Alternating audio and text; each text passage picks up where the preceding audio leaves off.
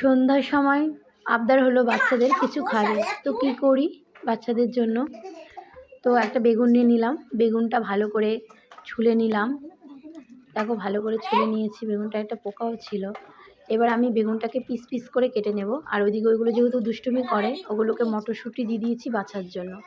সরু সরু করে আঙুলের মতো করে মোটা মোটা করে বেগুনটাকে ভালো করে কেটে নিয়ে এবার ধুয়ে নিচ্ছি।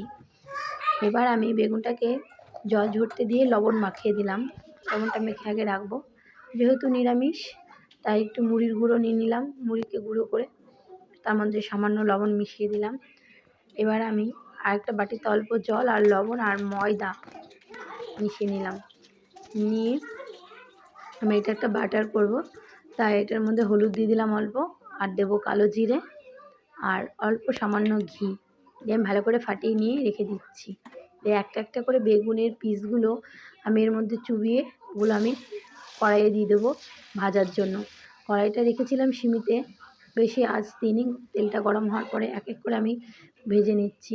তো তোমরা যারা এইভাবে খাওনি অবশ্যই করে খেয়ে দেখো, বাচ্চা বুড়ো সবাই খেতে খুব ভালো লাগে। আর আমি কিছু বেগুন শুধু মুড়ির মধ্যে দিয়ে ভেজে নেব। মুড়ির গুঁড়োটাই শুধু দেওয়া থেকে এভাবে ময়দা দিয়ে করলে বেশি ভালো হয়। এদিকে ওদের মটরশুঁটি বাছা হয়ে গেছে।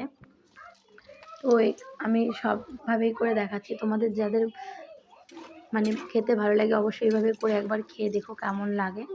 আমাদের বাচ্চারা তো খুবই পছন্দ করেছে, খাওয়ার জন্য লাফাচ্ছে, বুঝতেই পারছো।